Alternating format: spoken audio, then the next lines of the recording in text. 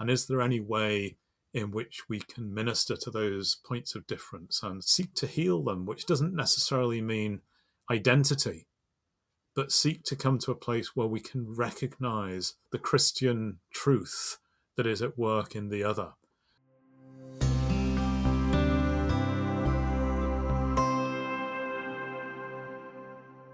Hello and welcome to Season 6 of the Common Grounds Unity podcast. I'm thrilled to be joined by guest host, friend, and mentor Kris Miller as we discuss receptive ecumenism with a person who articulated the concept, Dr. Paul Murray. So welcome, Kris. Kris Miller, just a little bit about him as before he jumps in here.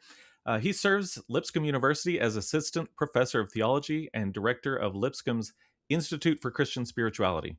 He's a seasoned spiritual director and has been training other spiritual directors since 2010. He has taught systematic theology for Fuller Theological Seminary's regional campuses.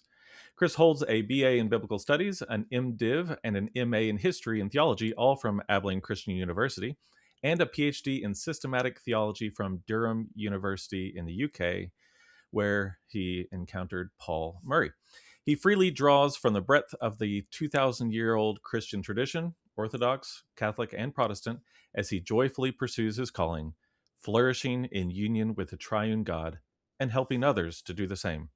I'm thankful to have gotten to know Kris as I've journeyed through the spiritual direction training program. He's become a friend and somebody I really enjoy hearing his insights and just spending time with him. So excited you're here, Kris.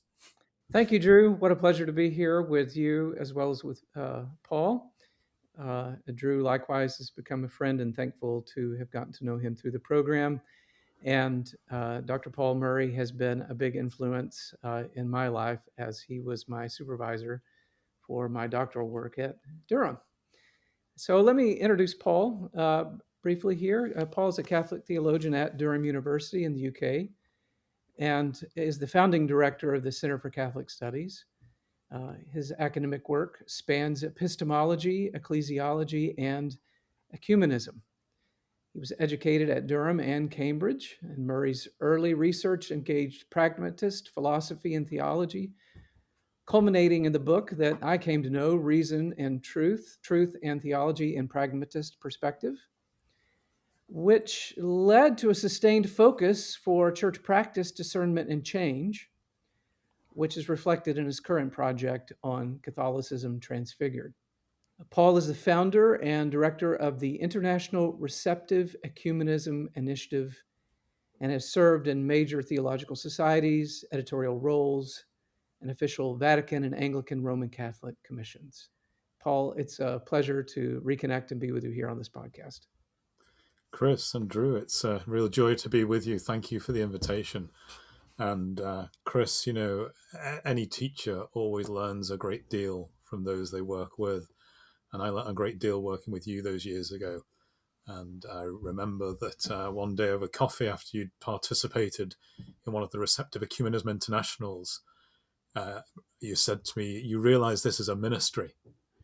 And you were very insistent about it. Yeah, so thank you for that. Thank you for naming what was happening. Well, Kris, since you're most familiar with Paul in this setting, go ahead and kick us off with our first question for Paul. Absolutely. So, Christian unity is obviously a major concern for you, emerging from your life, your studies, and what other resources that you've experienced. Could you just tell us a little bit of the story about how your interest in promoting Christian unity began? Well, thanks, Kris. I would kind of distinguish there between ecumenical engagement and ecumenical theology, because the second, whilst it's become a big part of my life, it had, at least subjectively, the feel of an accidental happening through a series of circumstances.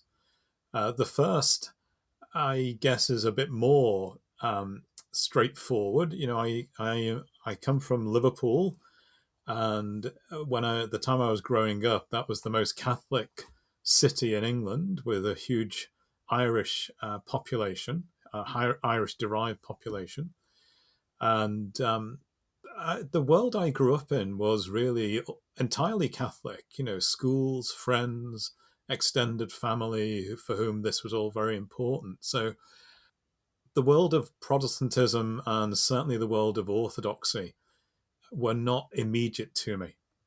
And it was only when I started studying theology, I shifted from engineering into theology and studied my undergraduate degree here at Durham, which was then still very much a largely Protestant theology department, primarily Anglican, but by no means exclusively so. Free church traditions, some orthodoxy, interestingly, because we had a very fine tradition of scholarship in that area, so we attracted Orthodox doctoral students particularly.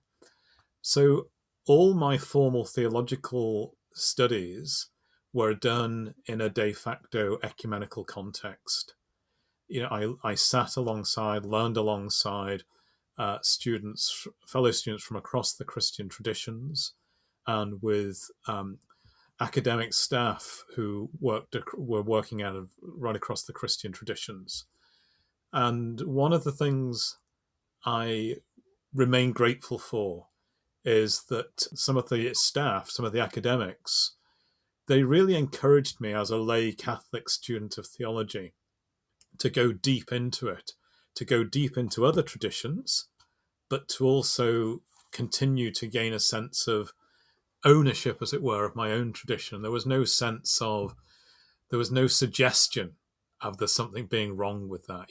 They were encouraging me to be who I am, but also to be enriched in the company of others. And that went deep. So when, after my master's work, I was employed by the Archdiocese of Liverpool in adult theological formation, it seemed just very natural to me to link up with the counterparts in the other Christian traditions in the area and to seek to find ways to work together. So I would say my finding myself in de facto ecumenical engagement was a result of my theological formation in an ecumenical context, and that became very natural to me. I did not, however, consider myself in any shape or form a formal ecumenical theologian. I was working on heartland doctrinal things, creation, Christology, Trinity, pneumatology. And it was really when I moved to teach at Ushaw College back here on the outskirts of Durham, which was then functioning as the major Catholic seminary for the north of England. And it was unusually so for a Catholic seminary, it was in very strong institutional partnership with the Anglican training house and the Methodist training house. It was a shared degree program. Not every module was shared, but the basic program was shared, and as many modules as they could find to share were. And at the heart of it was a module on church and ministry in an ecumenical setting. All the staff believed it to be a module of great importance. Ironically, none of them wanted to teach it. And being the new kid on the block, it was given to me. They didn't want to teach it because the students weren't terribly keen on it. The students loved mixing and relating with each other and doing mission-based activities together. The then rather conservative Catholic ordinands and the evangelical students at St. John's and Methodists, they loved kind of getting together and realizing that they could like each other and they could pray together. What they didn't like doing was having to sit in class and be confronted by the points of formal division between the traditions and having to think those through and articulate their own standpoint and feeling uncomfortable about it. So I was given that module. And boy, did I sweat about it over the summer before I started teaching. It wasn't my area. I thought this is going to be a complicated situation. What's going to happen? And the challenge was, it's also, I have to say, that I'd kind of avoided things ecclesiological because that's where the aspects of Catholicism that I might have points of difference with or questions about would largely reside. So, why give yourself a headache when you can engage in the joy of exploring the Trinity and pneumatology? So it was requiring me to move into some of the more contentious areas of theology. How to do that in a way that the relatively conservative Catholic ordinands could hear as representing the tradition appropriately. And yet the Methodists and evangelical Anglicans could see that I wasn't giving some kind of false idealized portrait and that I wasn't avoiding the difficult questions. So what I decided to do was to try and be as honest and faithful to the Catholic tradition as possible, but not to duck any of the questions. And on the questions, to ask, what is it in Anglicanism and Methodism that is different in this regard and that might in some way speak into the Catholic issue? So the kind of basic receptive ecumenical thing was sort of born through experience. And within about 3 weeks of the module, much to my surprise, I found that I was really energized. I found that I was looking forward to teaching the module. And within a few weeks, I thought, something's clicked here, and this is going to take me in another direction. That I was about to finish, well, I had finished the doctorate. I was looking for the next research project. And this kind of fell into place as something that fitted with what I'd done in the doctorate on pluralism, but in a way that I would never have expected. Instead of carrying on doing kind of philosophical, theological discussions of pragmatism and theology at a more abstract conceptual level, I was actually doing something that was right, feet on the ground, hands dirty stuff in the life of the church.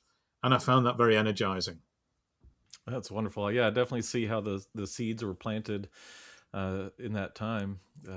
Being able to have the humility to understand your own tradition with all its flaws, and that opens you up to the willingness to learn, and that's really encouraging. I think a lot of us have had similar journeys when we engage with other Christians that we respect. And so, Christians have been trying to promote unity since the beginning. I mean, Paul talking to the Corinthians, he's already addressing these divisive attitudes, but we haven't done a great job of it, especially as Protestants, divide and subdivide over and over again. What are maybe some of the more common approaches of people who are trying to seek Christian unity, and what's your take on where they fall short, I guess? Thanks, Drew. Although there were major conferences ahead of it, the 1910 Edinburgh World Mission Conference is often identified as the birth of the modern ecumenical movement. And that came out of the realization amongst 19th century Protestant missionary movements that there was a kind of performative mismatch between the gospel of reconciliation that was being proclaimed and the reality of institutional ecclesial separation. So there was a concern to come together to seek to diminish that contradiction. So right at the kind of birth of modern ecumenism is a movement that gets referred to as life and works ecumenism. And life and works ecumenism is about saying that across institutional ecclesial divides, we can still be together in prayer, we can be together in proclamation, and we can be together in works and mission. And that's been an incredibly important approach to life in institutional difference. And, some would say that's all that's needed. The aspiration for any more intimate sense of communion than that is unrealistic. And we just need to kind of love each other and show that we can work across our differences. Yeah, I have. I'm not unsympathetic to that, and I recognise that doing stuff together and praying together is the sine qua non. Without that, nothing else will happen. But I am sympathetic to the perspective that says that's for as long as we can't fully recognise ministry across the traditions. And I mean not as individuals, but institutionally ecclesia, as long as there's not full recognition of ministry and full recognition of sacrament and full recognition of Christian identity, then we are basically living a kind of institutional lie to the world, an institutional contradiction. So I really am sympathetic with the complementary approach to ecumenism, which goes under the notion of faith and order, which seeks to say, okay, where are the points of theological ecclesial difference? And is there any way in which we can minister to those points of difference and seek to heal them, which doesn't necessarily mean identity, but seek to come to a place where we can recognize the Christian truth that is at work in the other.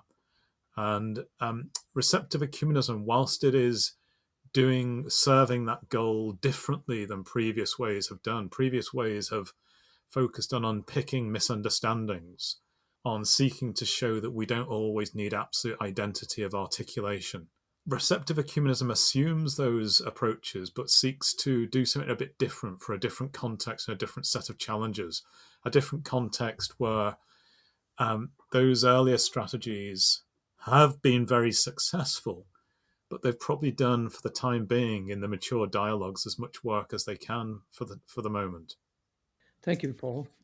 So, a primary constituency of this podcast comes from a group of churches, a couple hundred years old, called the Restoration Movement. And part of its identity has been restoring the New Testament church as the language that's been used historically. But this is true for other Protestants, other traditions, who not only are attempting to restore, but to be faithful somehow to the Christian tradition. So, knowing your background and your studies, even in epistemology, the study of how we know things that precede or went alongside your experience in ecumenism, here's what I want to ask. How can we, as different Christian traditions, embrace the idea of our own fallibility or our own ecclesial shortcomings without feeling like we're either betraying the truth or betraying ourselves and our own Christian identity? Yeah. This gets to the nub of it, really, doesn't it? It's how do we embrace a vulnerability? How do we embrace a sense of our frailty and fallibility? How can we come to see ourselves not first and foremost as the teacher with all the answers, but as a fellow pupil in the school of the Spirit? Yeah. And what I would say, in a sense, trying to put a central receptive ecumenical principle to work, I would say it's about us relinquishing any claim to adequacy in our own right. Okay? Now, to put that in more theological terms, it's a classic Reformation principle that the church does not equate with God in Christ and the Spirit. That's absolutely core Reformation principle that the various reform movements found that tendency to misplace one's importance in the economy, found that tendency in the Catholic Church. So the church is never a substitute. There's never a delegated substitute for Christ and the Spirit in Calvinist understanding, in Lutheran understanding. The church is a created witness to God in Christ and the Spirit. And as a created witness, the church is always going to be frail, fallible, sinful, and drawn to the temptation, the hubris of pride and self-sufficiency. I would say the way to encourage this amongst evangelical Protestant contexts is to say, be good evangelical Protestants. Yeah? And know thy limits. Know thy limits and seek to be free and joyful in the before and within the evermore that is God, the evermore that is God in Christ and the Spirit. And the recognition of our frailty, of our potential limits, that is our freedom. That is our freedom. We are dependent creatures and participant Christians. We're not the truth. We're not the truth. We're drawn into the truth, but it's evermore that we'll be drawn into it. Oh, that's beautiful. I love that joyfulness of the evermore, like that. Just inspires me to engage in this these conversations even more. That's beautiful. I love that humility of being able to say my understanding or my tradition's understanding of God is not the understanding of God, and definitely is not God Himself. In our tradition, the Restoration movement, we have a tendency, and this is because we've thrown aside all creeds, no creed but the New Testament, and so a lot of times conversations about theology bypass any kind of mediated understanding. So this is what the New Testament church is, because we're not looking to Luther, we're not looking to Calvin, we're looking to the New Testament.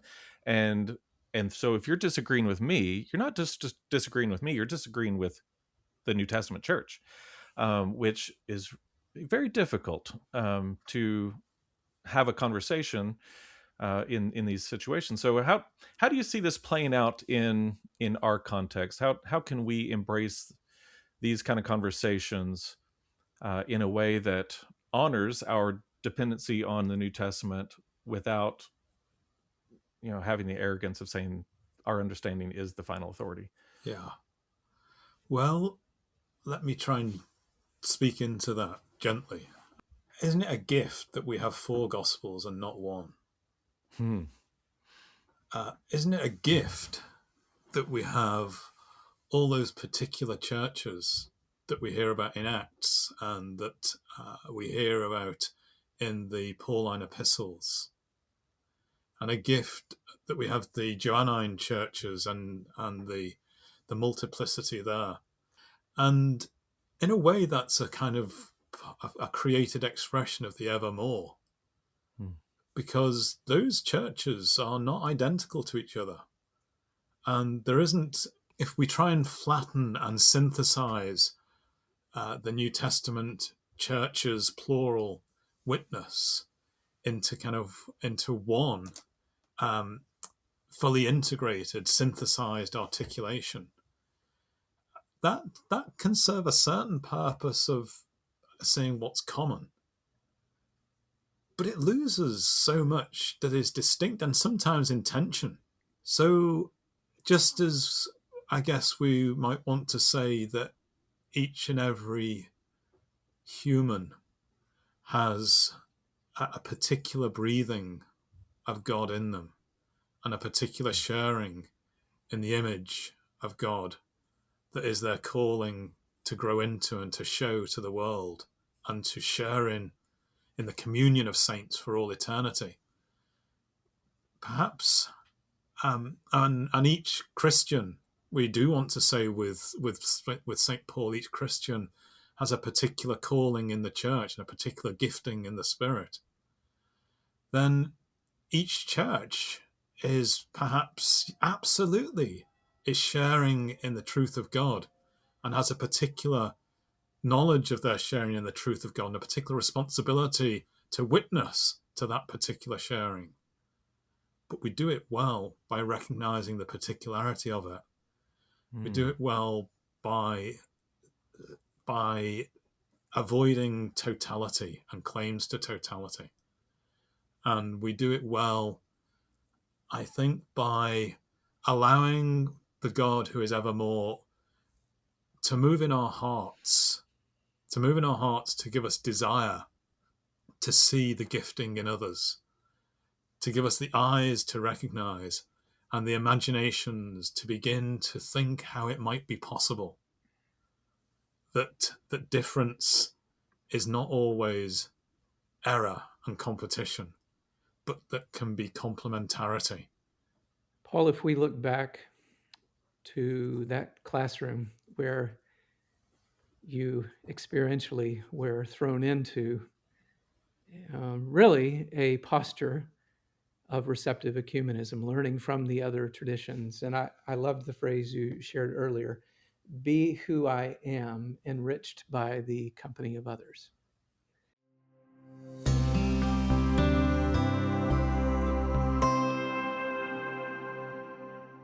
Hello, I'm Kevin Witham, and I've been a volunteer with Common Ground Unity since its inception. And I want to take just a brief break here to discuss putting the mission of Common Ground Unity into practice and taking a new step. unity flows out of our relationship with God. It's from the Spirit, and yet we're called to maintain the unity of the Spirit through humble, loving, gracious connection and relationships with one another. That's why Common Ground Unity was created, and that's why we want to take it to a new level that will bless you, those that participate in this ministry. And that's why we've created the Common Grounds app. It's your digital home to find local members, grab a coffee, or start a gathering right in your neighborhood. Inside, you can join or lead subgroups for local gatherings, Bible study, prayer, parenting, singles, and much more. Plus, you'll have instant access to our resource library full of videos, podcasts, and study materials. Just click the link in the show notes to join the free app. Finally, to do all of this, we urgently need your support.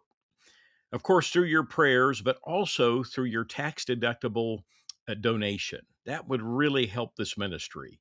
You can help us to share the positive message and foster unity literally around the globe. You can give today via our website or the link in our show notes. Thank you for walking this journey with us. Now back to the episode.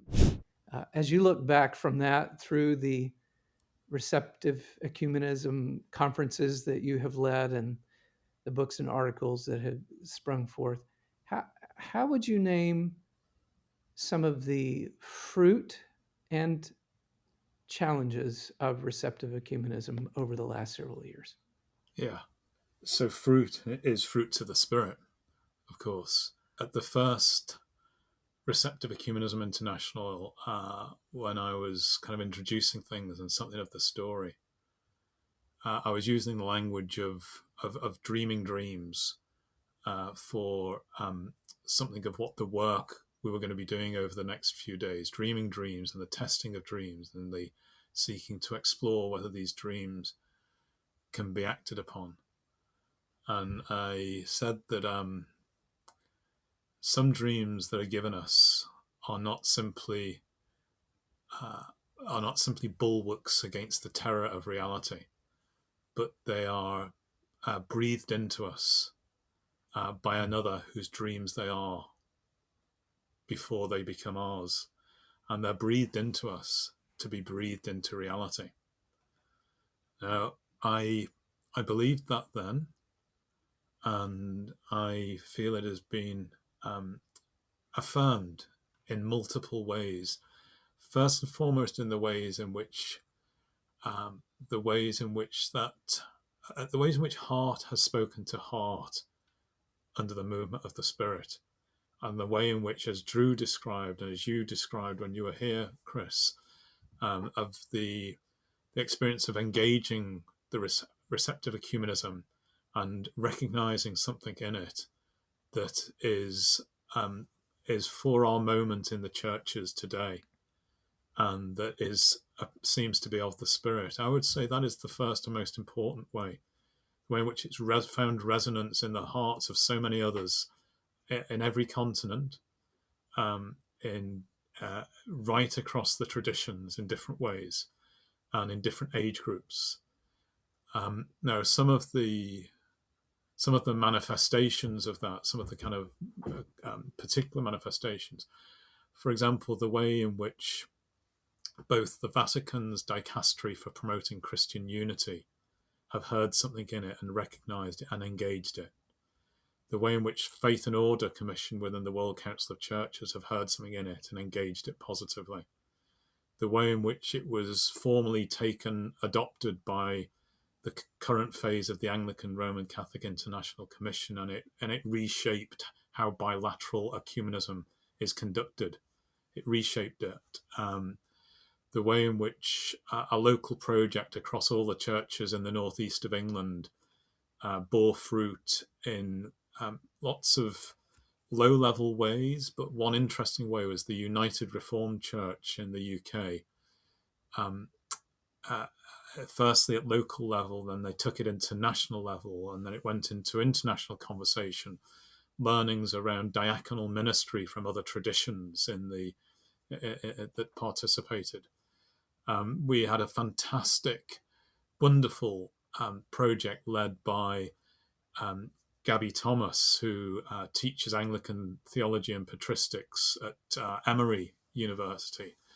And Gabby led a project that was funded by the National Board of Catholic Women that was a focus group project exploring women's experiences in the UK churches, ordained and lay, and what they could learn from each other and support each other. So there's been some really down-to-earth practical things, as well as these kind of high-level international movements. There was another dimension to your question, which I'm slipping, Kris. Challenges. Challenges, indeed. Yeah.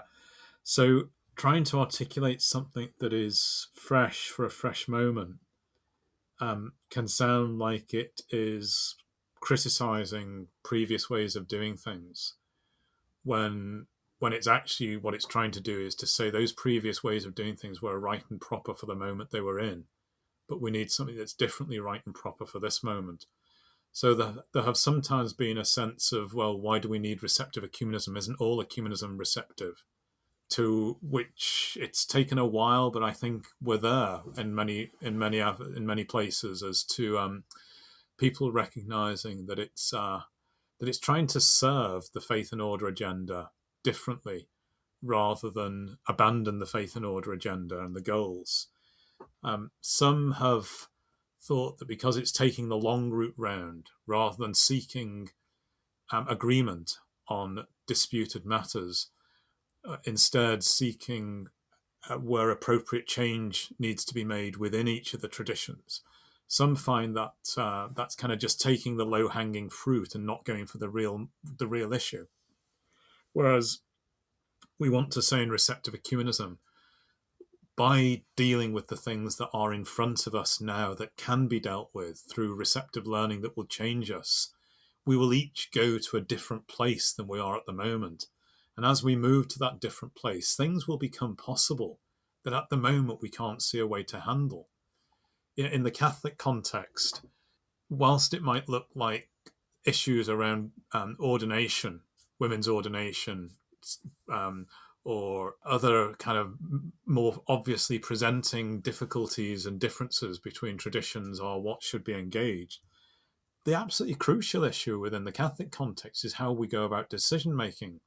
Who's at the table? What issues get to be on the table and get to be in discussion?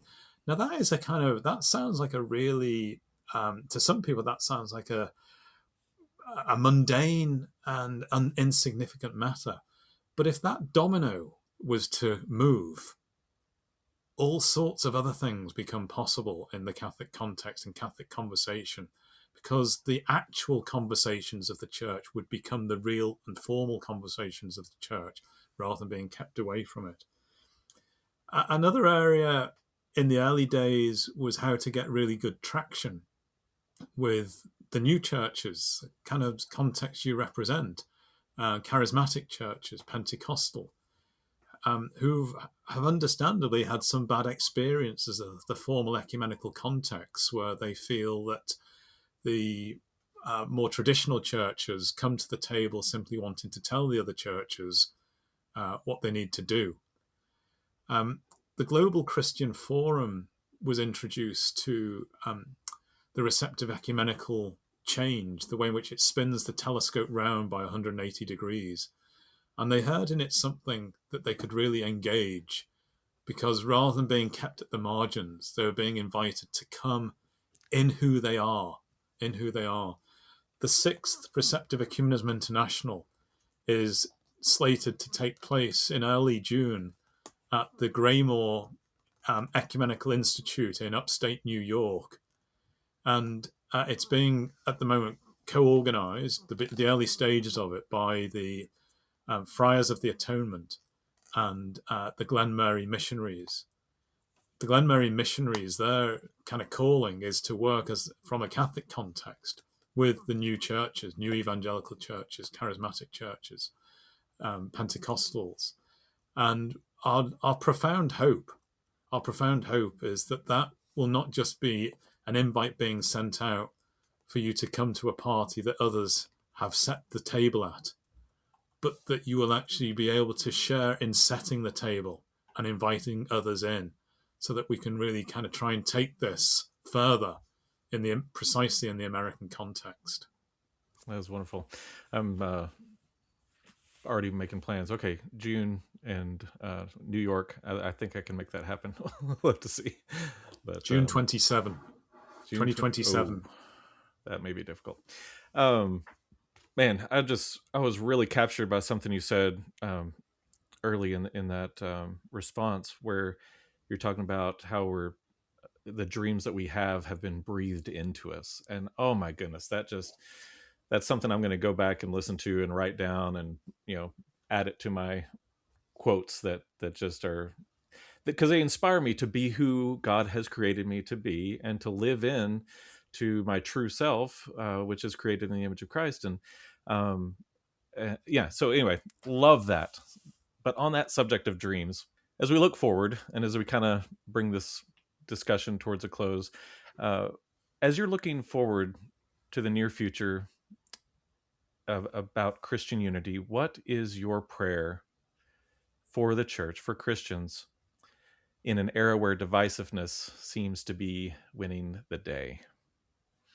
My prayer is that the evermore will affirm us in our truthful sharing in communion in Christ and the Spirit.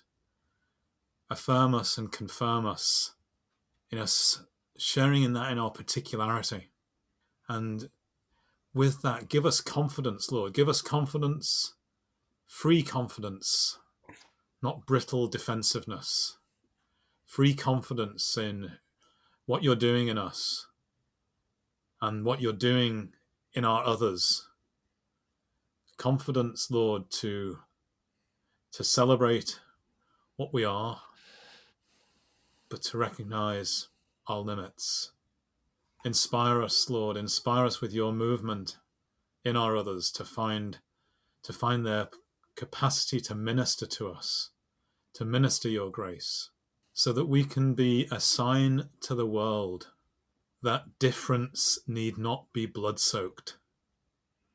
That difference can be life-giving, and that difference can be held in the difference in full communion, in absolute communion, that is your life, Lord, in the Trinity. Bless us, Lord, and free us so that we can be the pale but true reflections of you call us to be. Amen. Beautiful. Thank you so much for that prayer. I just want to say I really appreciate that. I tend to think in abstractions and theory. And so when I ask for a prayer, I'm thinking, here's a theoretical prayer, and you lead us into the throne room of God, and you lead us into prayer. And as I'm just like, yes, this is real. The Spirit is leading us into these conversations and into embodying this way of being with each other. And so I thank you for that example, just in the way you led that prayer. I appreciate that. For my own Kris, tradition, anything? Drew, for my own tradition, I pray heartily for continuing Catholic conversion and continuing Catholic reform. That's my responsibility as a lay Catholic. And I wouldn't dream of trying to suggest to others what they might need to do, for that needs to be discerned and worked out in one's own context. But we're embarked on a big process. You might be aware of the worldwide synodal pathway that Pope Francis rolled out to try and become a more synodal church that reflects the whole of the church in its discernment processes. I mean, this is just one of the biggest things that's happened in terms of potential Catholic renewal since the Second Vatican Council in the 1960s. So I pray to God that will unfold somewhere in a way that others can begin to see more clearly any gifts that God has put in the Catholic context. Well, thank you so much. Kris, anything else? No, thank you, Paul, for letting us hear in on your own life, your own prayer, and some of the primary themes of receptive ecumenism. I think it'll be a blessing to those who listen and act. Well, thank you. Thank you Yes. all. And thank you, mediated through you, to any who care to listen. Yeah. Awesome. Thank you so much. Thank you, Kris. Thank you, Paul, for your time. Thank you for our listeners for joining in on this conversation. We at Common Grounds Unity have a vision to create and support gatherings of unity-minded Christians around the globe. Imagine the good news of these gatherings modeling the prayer of Jesus in our divided world. So, if you want to support this ministry, don't forget to download the CGU app where you can connect with other unity minded Christians in your area. And please support this ministry by purchasing a copy of the Common Grounds Unity book called One Kingdom: Essays in Honor of Christian Unity. And that features more than 30 unity minded authors, and you can find a copy on Amazon. Thanks again for joining us. We will see you next time. And until then, don't forget that unity starts with a cup of coffee.